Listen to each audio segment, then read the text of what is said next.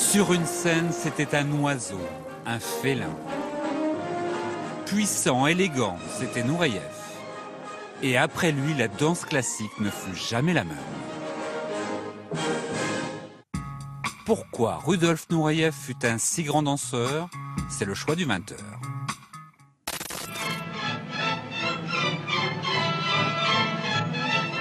Commençons par ce mystère. En scène, il semblait voler. Chez un danseur, tout débute par les pieds. Nureyev avait un travail de pied inégalable, quoi. Quand on réceptionne un saut, il faut que les orteils résistent d'abord. Après, c'est l'avant du pied. Et puis après, c'est le talon qui vient se plaquer au sol.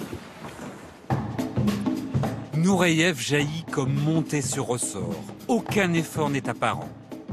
Et c'est si beau que pour la première fois, aux côtés des danseuses, avec Nureyev, le danseur masculin prend toute son importance. Dans les ballets classiques, on est souvent amené à faire des adages. Les adages, c'est un partenariat entre une danseuse et un danseur. Et forcément, pour que ça se fasse, le danseur est derrière. Je crois que Rudolf Nureyev s'est rendu compte de ça et il a voulu donner un peu plus de place à la chante masculine. Une autre arme fatale que Florence Claire, danseuse étoile qui a travaillé avec lui, va nous dévoiler, c'est le regard.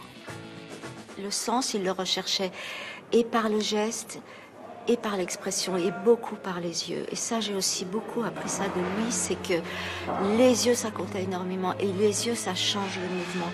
Et j'en étais pas consciente. Par ce regard vers le spectateur, il révolutionne la danse classique. Nureyev interprète le personnage, et pour lui, la vie est vouée à la danse. Yes, in myself, I work all the time. It is mind work, even if I sleep. Even in my dream, I see, what I'm doing, how I move, how I cover the stage. Cet artiste hors du commun fut adulé comme une rockstar. 22 ans après sa mort, il est toujours considéré comme le plus grand danseur de l'histoire de la danse classique.